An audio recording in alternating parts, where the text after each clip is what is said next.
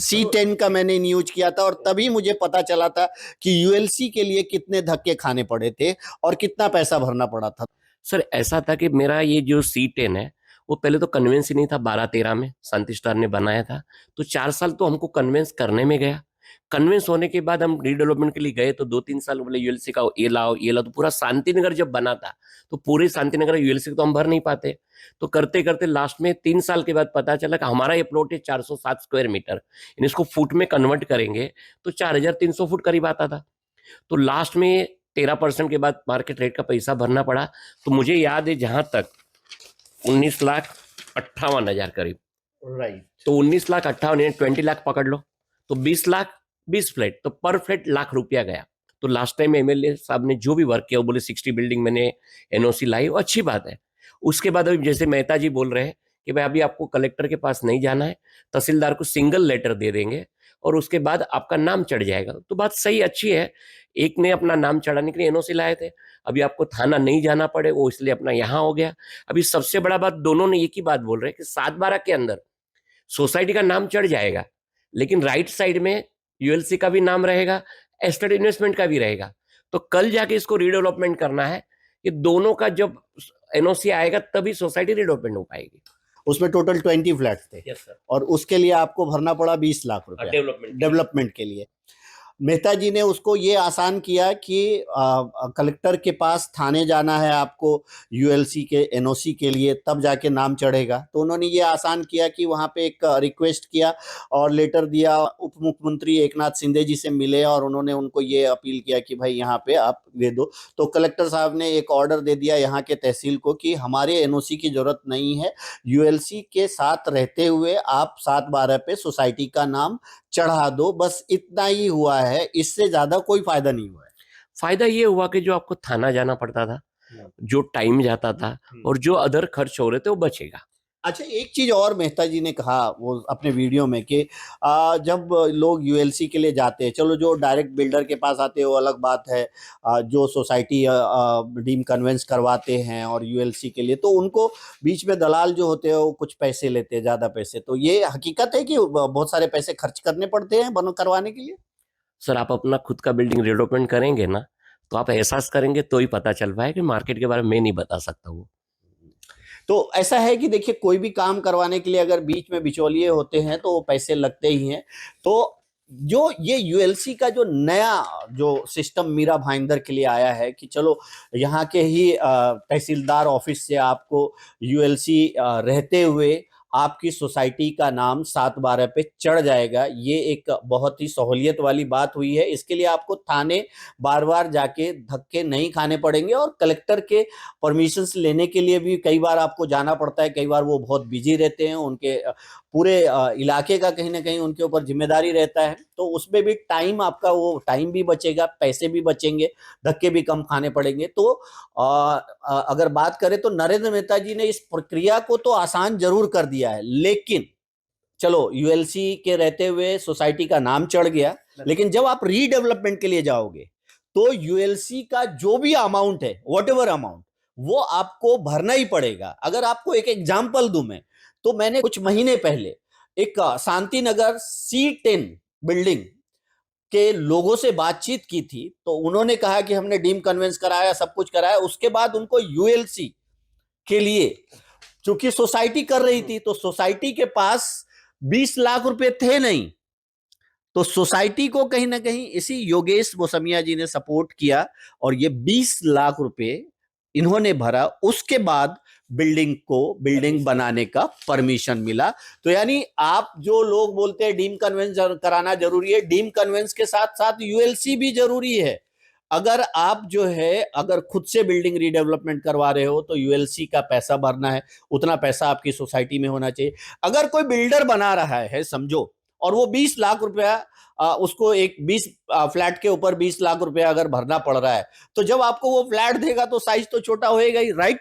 Sir इसको ऐसा कह सकते हैं फुट पे 20 लाख डिवाइड 4,000 फुट, तेने फुट पे 450 रुपये करीब यूएलसी का गया, 300 रुपये एस्टेट इन्वेस्टमेंट का गया, 400 3 700, फिर टाउन प्लानिंग में जाएगा तो उस डेवलपमेंट चार्ज भरना पड़ेगा। तो कोई भी डेवलपर आएगा तो फुट पे जब ये 400 500 प्लस 300 करीब 800 रुपया खर्च आया तो आपके स्क्वायर फुट में ही तो कम आएगा, बिल्डर अपने जेब से तो नहीं देगा।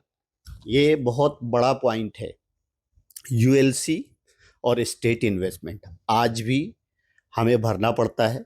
यानी आप सोचिए, अगर आप 500 स्क्वायर फीट के फ्लैट में रहते हैं और वो पुरानी हो गई, बिल्डिंग टूट गई, अब उसको रीडेवलपमेंट करना है, तो 800 से 900 रुपए पर स्क्वायर फीट तो सिर्फ वहां ही देना है आपको।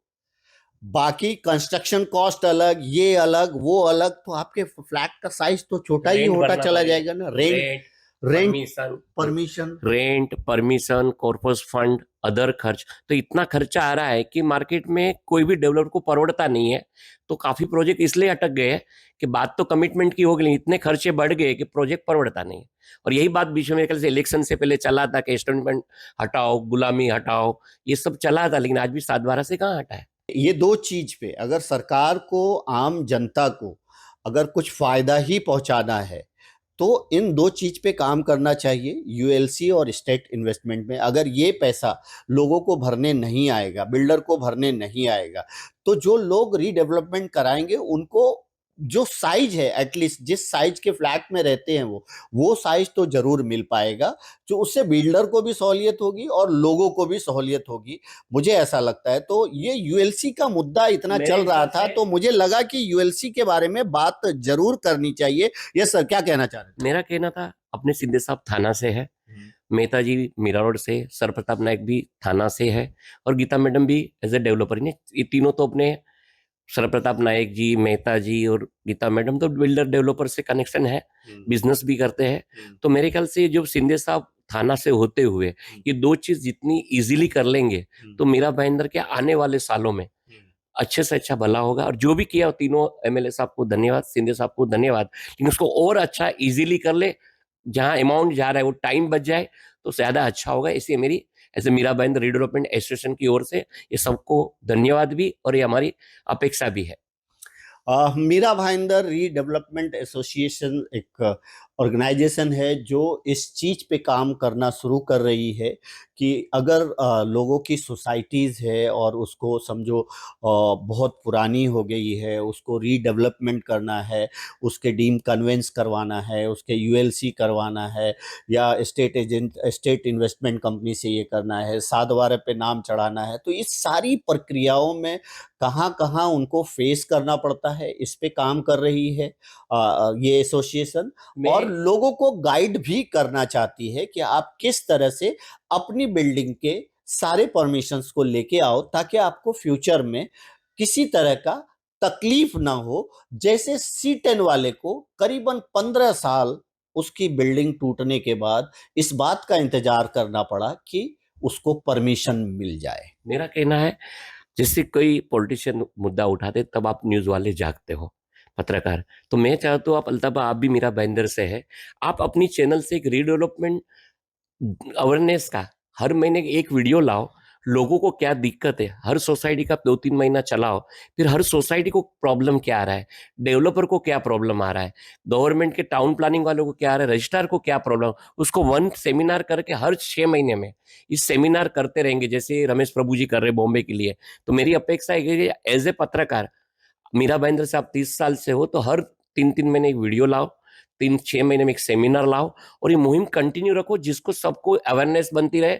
हर कॉर्नर वाइज आप अपना अवेयरनेस जागरण करो 3-4 साल, तब ये मुद्दा सोल्व होगा, एक दिन में कुछ नहीं होगा। दोस्तों, रीडेवलपमेंट के मुद्दे पे मैं कोशिश करूंगा कि ज़्यादा से ज़्यादा जानकारी आप तक पहुंचाऊं, और दूसरा मैं ये जरूर कहूंगा कि आप में से जिन सोसाइटी को भी रीडेवलपमेंट के मुद्दे में कोई इशू आ रहा है, रीडेवलपमेंट से रिलेटेड अगर कोई सवाल करना चाहते हैं, आप रीडेवलपमेंट किस तरह से करें, डीम कन्वेंस किस तरह से करें, यूएलसी कैसे करें, एनओसी कैसे करें, अगर इसके बारे में आपको जानकारी चाहिए तो बेझिझक आप हमारे नंबर पे हमें कॉल करें, व्हाट्सअप करें। मैं कोशिश करूंगा कि उससे कंसर्न अधिकारी से बात करके, कंसर्न बिल्डर से बात करके आप तक वो सही खबर पहुंचाए, जिससे आपको तकलीफ ना हो। और ये भी कोशिश करेंगे कि हम आपकी सोसाइटी तक पहुंचे और आपकी सोसाइटी में पहुंच करके जो इश्यूज आ रहे हैं उसको शासन प्रशासन के सामने लाएं, जिससे आपको जो असुविधा हो रही है, जो परेशानी हो रही है, वो दूर होगी। राइट? बढ़िया है, इस तरह से आप करेंगे तो आपको अभिनंदन एडवांस में। और जिसका जब घर बन जाए तो उसके पुण्य में भागीदार बनो। Best of luck. धन्यवाद। तो योगेश जी ने मुझे एक अच्छा सलाह दिया और उन्होंने कहा कि मीरा भाईंदर में आप रहते हो और इतने सालों से रह रहे हो, तो ये जो मुद्दा है इस मुद्दे को आप उठाइए, लोगों को समझ में। कंटिन्यू रखे, हाँ, हाँ। कंटिन्यू रखे सर। कई बार उठा के चले जाते हो आप, अब कंटिन्यू रखे मेहरबानी करके। ये बात बिल्कुल सही है कि मीडिया कई बार किसी मुद्दे को बहुत ज्यादा हाईलाइट होता है, जिस वक्त फॉर द टाइम बीइंग उस मुद्दे को मतलब उठाती है, उस पर बातचीत करती है, लेकिन कुछ दिनों के बाद वो मुद्दा भूल जाते हैं। मैं प्रॉमिस करता हूं योगेश जी कि मैं पूरी कोशिश करूंगा कि इस तरह की जानकारी मीरा भाईंदर के लोगों को देता रहूं और इसको मैं कोशिश करूंगा कि कंटिन्यू रखूं। थैंक यू सो मच हमसे बात करने मैं के एक लिए। वादा ये करूंगा, जब अब 30 साल से, तो हमारा 30 साल का अनुभव वापस मीरा भाईंदर समाज को काम आए तो हम भी मदद करेंगे, जो हमारे से दिल से होता है। Thank you so much.